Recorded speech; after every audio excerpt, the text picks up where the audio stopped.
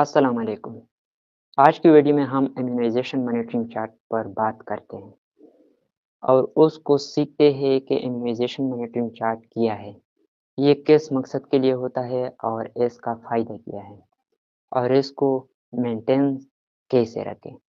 Video को आखिर तक देखते रहिएगा। इम्यूनाइज़ेशन मॉनिटरिंग चार्ट हिफाज़ती टीकों की खिदमत की पेशरफ्त पर नज़र रखने का आसान और मौसर तरीका है, जिसमें लगाए जाने वाले टीकों की तादाद और ड्रॉप आउट यानी हिफाज़ती टीकों का शेड्यूल मुकम्मल न करने वाले बच्चे की शरह दिखाई जाती है। हर हेल्थ फैसिलिटी में दीवार पर इम्यूनाइज़ेशन मॉनिटरिंग चार्ट आवेज़ा करना चाहिए, जहां तमाम स्टाफ उसे देख सकते हैं। ये वैक्सीनेटर की और इलाके की कारकर्दगी को सिग्नल देता है कि वैक्सीनेशन अपने हिसाब से सही चल रहा है या नहीं। अगर आपका ड्रॉप आउट 10 से ज़्यादा आ रहा है या ग्राफ नीचे आ रहा है तो आपको सोचना पड़ेगा कि आखिर मसला क्या है। वो आपको खुद मसले के बारे में बताएगा अगर आप टेक्निकल हो तो। अगर एक हेल्थ फैसिलिटी में मिसाल के 3 वैक्सीनेटर्स काम करते हैं अलग-अलग कैचमेंट एरिया में, तो वैक्सीनेशन को बेहतर बनाने के लिए हर वैक्सीनेटर को अलग-अलग इम्यूनाइज़ेशन मॉनिटरिंग चार्ट को मेंटेन रखना होगा। फिर उसके बाद उस तीनों चार्ट से एक यूसी लेवल चार्ट बनाएँ, ताकि आप तीनों वैक्सीनेटर्स को ये पता चलता रहेगा कि पूरे यूसी में वैक्सीनेशन का प्रोसेस या परफॉर्मेंस कैसे चल रहा है। अब हम सीखते हैं कि इम्यूनाइज़ेशन मॉनिटरिंग चार्ट को मेंटेन कैसे रखें। इम्यूनाइज़ेशन मॉनिटरिंग चार्ट के मेन 4 पार्ट्स हैं। Number 1 informative data, number 2 total number of vaccinated children, number 3 drop out, number 4 graph. Step by step देखते रहिए। सबसे पहले आपने इन्फॉर्मेटिव डेटा को पुट करना है। दूसरा काम आपने नंबर ऑफ वैक्सीनेटेड चिल्ड्रन को पुट करना है। तीसरा काम आपने नंबर ऑफ वैक्सीनेटेड चिल्ड्रन का ड्रॉप आउट मालूम करना है और चौथा काम आपने ग्राफ बनाना है। अब मैं आपको प्रैक्टिकल बताने जा रहा हूँ। पार्ट नंबर 1 ये है informative data part. Part number 2 ये है total number of vaccinated children part. Part number 3 ये है drop out part. Part number 4 ये है ग्राफ। इस 4 पार्ट्स में काम कैसे करें? पार्ट नंबर 1 से शुरू करते हैं। तो दोस्तों, यहाँ पर डिस्ट्रिक्ट लिखा हुआ है।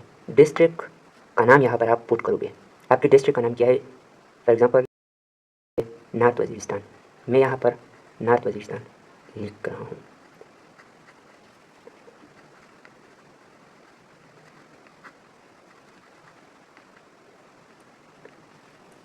यहाँ पर लिखा है तहसील, टाउन या तालुका। यहाँ पर आप अपनी तहसील का नाम लिखोगे। आपके तहसील का नाम क्या है?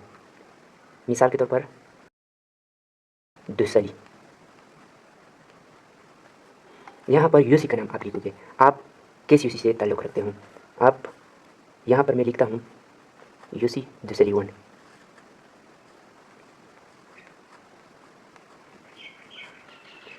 यहाँ पर हेल्थ फैसिलिटी का नाम CH दुसरी, CH दुसरी। यहाँ पर यूसी पॉपुलेशन के बारे में बात कर रहा है ये। यहाँ पर आप यूसी पॉपुलेशन को भी लिख सकते हैं और अपनी कैचमेंट एरिया पॉपुलेशन को भी लिख सकते हैं। अगर एक एपीआई टेक्नीशियन इसको अपने लिए मेंटेन करना चाहता है तो उसको चाहिए कि वो अपनी कैचमेंट एरिया का टोटल पॉपुलेशन यूसी पॉपुलेशन के खाने में लिखे। जैसा कि मैं अभी एक एपीआई टेक्नीशियन की हैसियत से ये ग्राफ को मेंटेन कर रहा हूँ, तो यहाँ पर मेरे कैचमेंट एरिया का पॉपुलेशन तकरीबन 5000 है।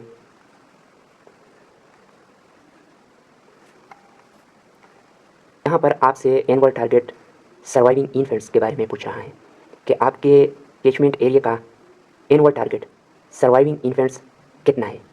तो आप उसे कैलकुलेटर से इजीली निकाल सकते हैं अपने टोटल पॉपुलेशन से। मैं आपको बताता हूँ एनुअल टारगेट सर्वाइविंग इन्फेंट्स को टोटल पॉपुलेशन से कैसे निकालना है। देखिए यहाँ पर आपको बताया भी है यूसी पॉपुलेशन ज़रबे 3.4। मिसाल के तौर पर हमारे पास है 5000 टोटल पॉपुलेशन। अब हम ऐसे सर्वाइविंग इन्फेंट्स निकालेंगे एनुअल टोटल पॉपुलेशन ज़रबे 3.4 is equal to by divide 100 170। हमारे पास 170 इन्फेंट्स आ गए एनुअली। यहाँ पर आपसे मंथली टारगेट के बारे में पूछ रहा है कि आपका मंथली टारगेट अब कितना आएगा। 170 से आप मंथली टारगेट को निकालोगे। 170 बाई डिवाइड 12, 170 बाई डिवाइड 12, 12 महीने पर हम इसको डिवाइड करेंगे तो हमारे पास आया 14।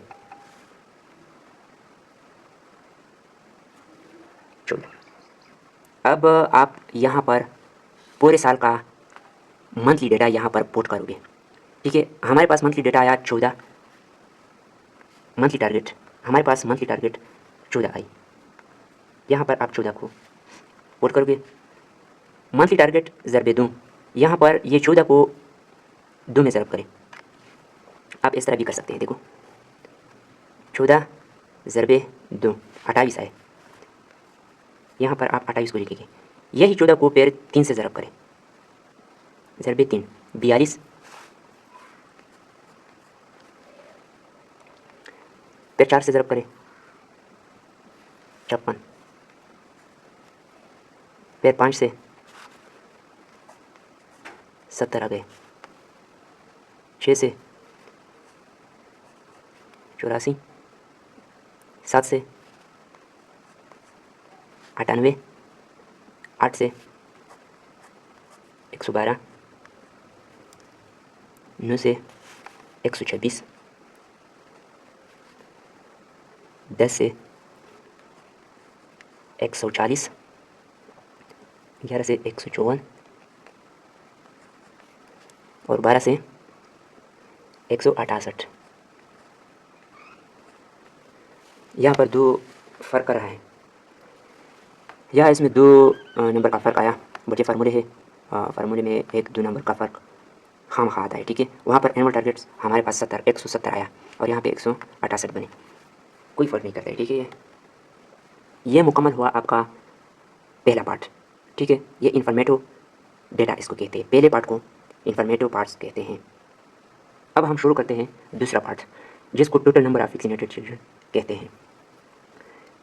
यहाँ पर आप फॉर एग्जांपल जनवरी से आपने काम शुरू किया, तो जनवरी में आपने टोटल कितने बच्चे को बीसीजी लगाया।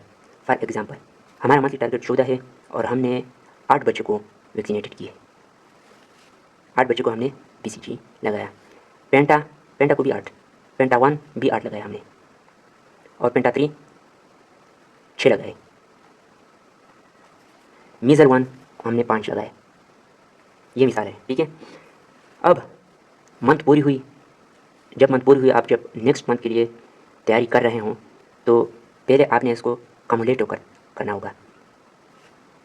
8 के पास दूसरा नंबर दूसरा ऐसा भी नहीं है कि हम उसके साथ ऐड करें। जनवरी में यही 8 हमारा टोटल आया। पेंटा 1 भी टोटल आए, पेंटा 3 भी ये 6 है, और मीज़ल 1 भी 5 आए हैं। अब हमें नेक्स्ट मंथ की तैयारी करनी होगी। नेक्स्ट मंथ में हमने वैक्सीनेशन की तकरीबन 7 बीसीजी लगाए और 7 पेंटा 1 लगाए। ठीक है, पेंटा 3 को हमने 5 लगाए और मीज़ल रुबेला को हमने MR1 4 लगाए। अब हम इसको फरवरी के महीने में कम्युलेटिव टोटल में लिखेंगे। देखिए यहाँ पर आपको सब कुछ बताया भी है। जब आप इसको फरवरी महीने में कम्युलेट करोगे, तो आपको ये वाला जनवरी में जो कम्युलेटिव आया है वो, और जो चिल्ड्रन वैक्सीनेटेड है फरवरी में, वही दोनों को आपस में ऐड करोगे। अब मैं इसे ऐड करता हूँ। 8 जमा 7 15 आए। ये फरवरी के कम्युलेटिव टारगेट है। फिर 15 आता है। 5 जमा 6 11, और 5 जमा 4 9। अब मार्च महीने की तैयारी किया है। मार्च के महीने में आपने फिर से नो BCG लगाए, नो पेंटा लगाए, पेंटा 1 और पेंटा 3 को आपने 8 लगाए, ठीक है। और MR1 को आपने 6 लगाए। मार्च के महीने में आपने अभी कम्युलेटिव करना है। अब फरवरी कम्युलेटिव प्लस मार्च के वैक्सीनेटेड चिल्ड्रन को आपस में ऐड करोगे और फिर मार्च के कम्युलेटिव में आप ऐसे पुट करोगे। अब मैं इसको ऐड करता हूँ। 15 + 9, 15 + 9 24, वही 24 आता है। 11 + 8 11 + 8 19 आता है और 9 + 6 आता है 15 15, ठीक है। मार्च तक हमने काम की। अब हम मार्च तक हमने काम की, ठीक है। और ये इम्यूनाइजेशन मॉनिटरिंग चार्ट का दूसरा पार्ट है, ठीक है, जिसको total number of vaccinated children कहते हैं। ये इम्यूनाइजेशन मॉनिटरिंग चार्ट का दूसरा हिस्सा था, जिसको total number of vaccinated children कहा जाता है। ये हमने अभी मार्च तक कंप्लीट किया। अब इसका तीसरा हिस्सा, जिसको ड्रॉप आउट रेट्स कहते हैं, हम इसको ड्रॉप आउट निकालेंगे कि हमने किस परफॉर्मेंस तक वैक्सीनेशन की है। तो चलो शुरू करते हैं थर्ड पार्ट। पहले हम जनवरी महीने का ड्रॉप आउट निकालते हैं। पहले ड्रॉप आउट रेट पेंटा 1 और पेंटा 3 का हम मालूम करते हैं। देखो, आपको यहाँ पर भी इन्होंने बहुत इजी लिखा है ये सब कुछ। आपने क्या करना है, जब पेंटा का ड्रॉप आउट निकालना है तो आपने पेंटा 1 और पेंटा 3 से निकालना है। आपने क्या करना है, अभी आपके पास पेंटा 1 है 8, कम्युलेटिव, हमेशा कम्युलेटिव टारगेट से आप ड्रॉप आउट को निकालोगे। हमारे पास पेंटा 1 है जनवरी में 8 - 6, ये पेंटा 1 है और 6 जो है ये पेंटा 3 है। ये अब हम माइनस करते हैं, ठीक है। इजिकल टू, अगेन हम इसको डिवाइड करेंगे पेंटा 1 से। पेंटा 1 कितने हैं हमारे पास, 8 है, और फिर हम मल्टीप्लाई करेंगे 100 से। हमारे पास ड्रॉप आउट 25% आया। ये बहुत ज़्यादा आया है, ठीक है, क्योंकि हमने जनवरी में सही अचीवमेंट नहीं की है, इसलिए ड्रॉप आउट 10 या 10 से कम होना चाहिए। अब मीज़ल का हम ड्रॉप आउट निकालेंगे। पेंटा 1, मीज़ल का ड्रॉप आउट, आप पेंटा 1 हमारे पास कितने हैं, 8 हैं, माइनस मीज़ल कितने हैं, 5 हैं, इक्वल टू, फिर हम डिवाइड करेंगे पेंटा 1 से,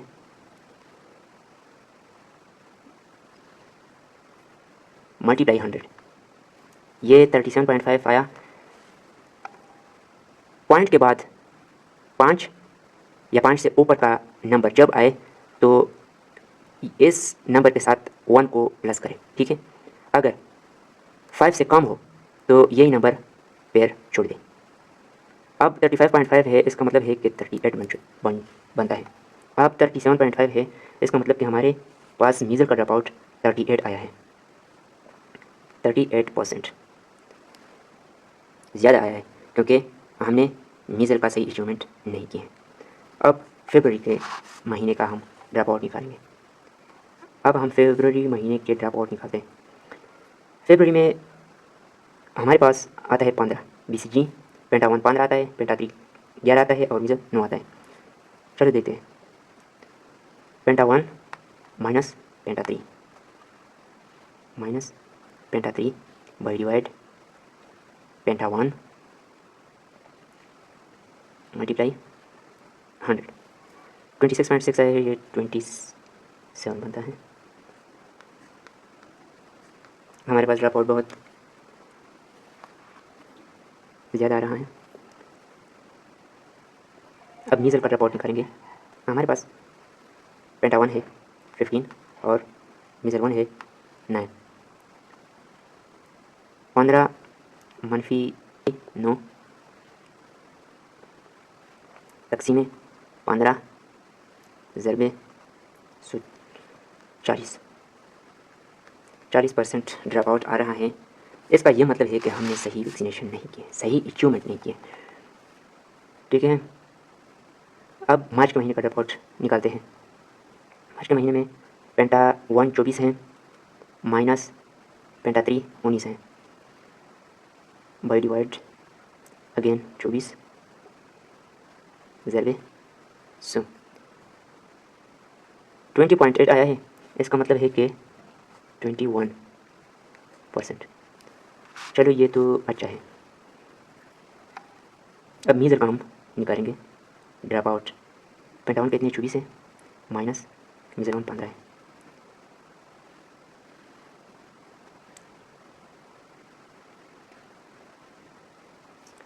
थर्टी 7.5 आता है, 38%। इस तरह आप ड्रॉप आउट को निकालोगे और कोशिश करें कि ड्रॉप आउट 10 या 10 से कम होना चाहिए। ये इम्यूनाइजेशन मॉनिटरिंग चार्ट का तीसरा पार्ट था, ड्रॉप आउट रेट्स।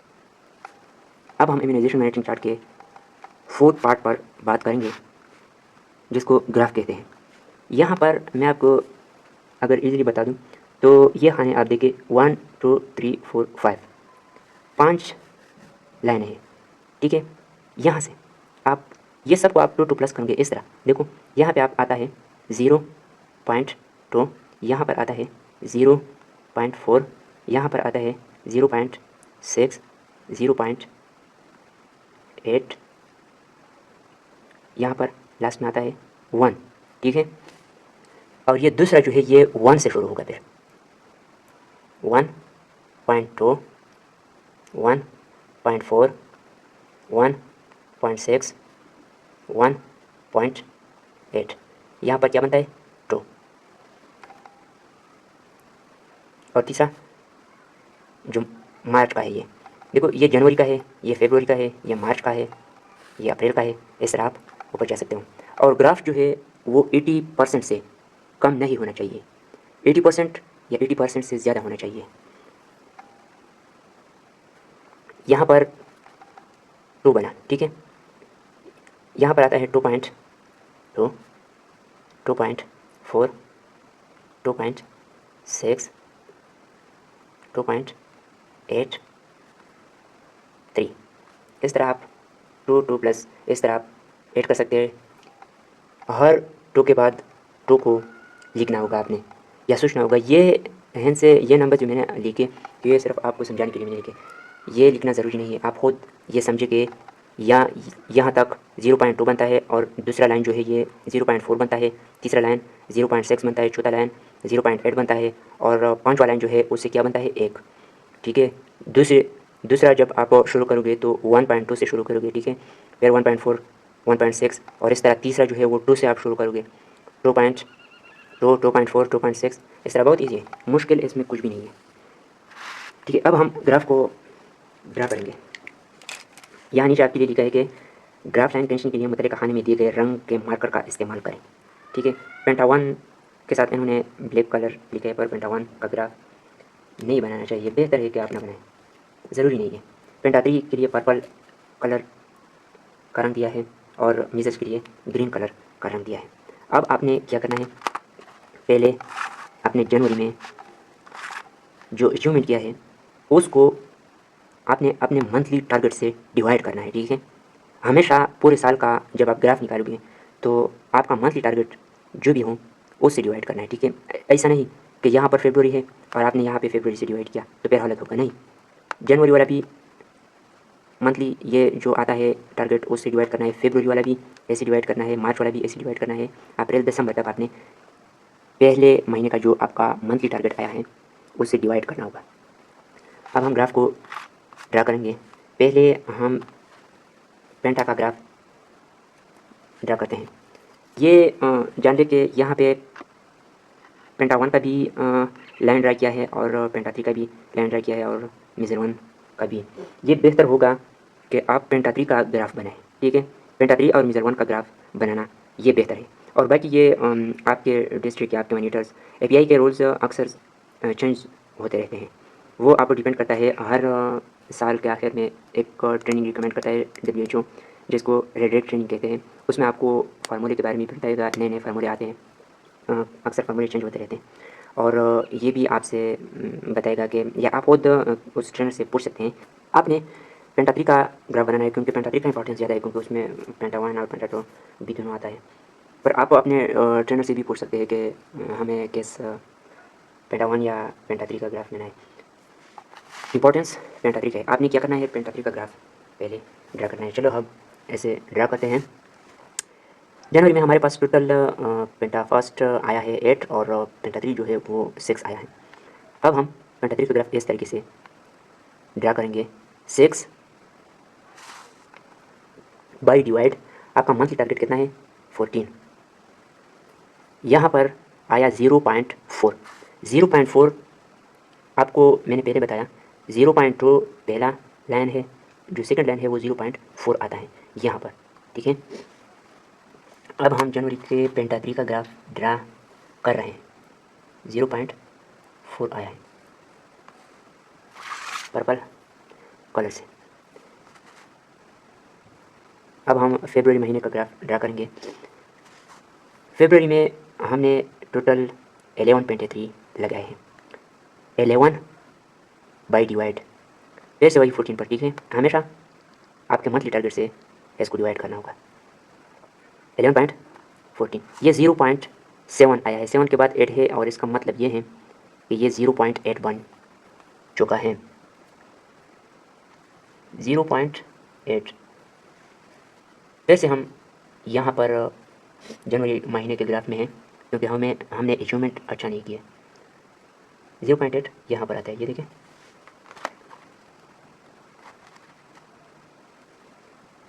लाइन बिल्कुल सीधा जा रहा है।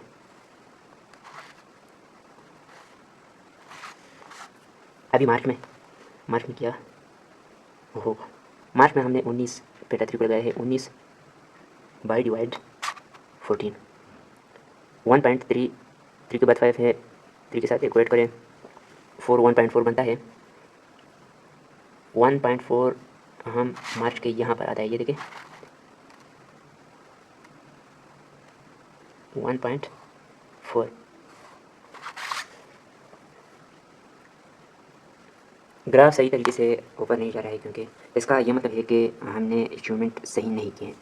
अब देखते हैं मीज़र का ग्राफ। मीज़र के लिए यहाँ पे ग्रीन कलर का रंग दिया है। मीज़र को हमने जनवरी में कितने लगाए हैं 5 बाई डिवाइड 14। मीज़र को भी मंथली टारगेट से आप डिवाइड करोगे। 0.3 इसके बाद 4 आया है, बिल्कुल सेम वही ग्राफ है।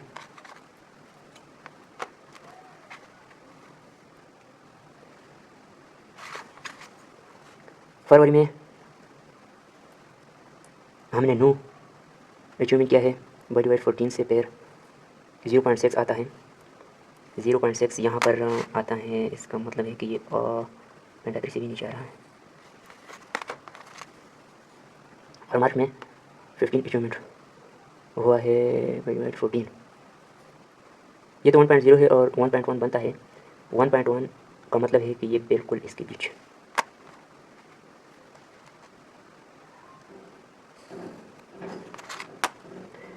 ये था इम्यूनाइजेशन मॉनिटरिंग का चौथा पार्ट, जिसको ग्राफ कहते हैं। बहुत आसान है, बहुत ईजी है, इसमें मुश्किल कुछ भी नहीं है। उम्मीद करता हूँ आपने सीखा हो। दोस्तों, इम्यूनाइजेशन मॉनिटरिंग चार्ट एक मॉनिटर की तरह है। ये आपको हर मंथ में आपके खामियों और खूबियों के बारे में मालूमात देती है। अगर कोई खामी आई यानी ड्रॉप आउट ज़्यादा या ग्राफ नीचे आया, तो आपको चाहिए कि वो खामियां या गलती नेक्स्ट मंथ के लिए ठीक करें। तो आपने आज जो कुछ सीखा वो हमारे माशरे की सेहत के लिए बहुत अहम है। एक खूबसूरत ग्राफिक जो सेहत और वैक्सीन को जोड़ता है। इस वीडियो का लिंक को अपने उन तमाम दोस्तों और साथियों के साथ ज़रूर शेयर करें जो सेहत के शोबे से जुड़े हैं।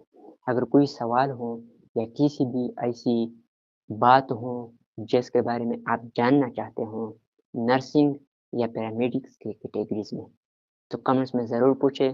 वीडियो को लाइक करें, चैनल को सब्सक्राइब करें और साथ में बेल आइकन को प्रेस करें। मिलते हैं अगली वीडियो में।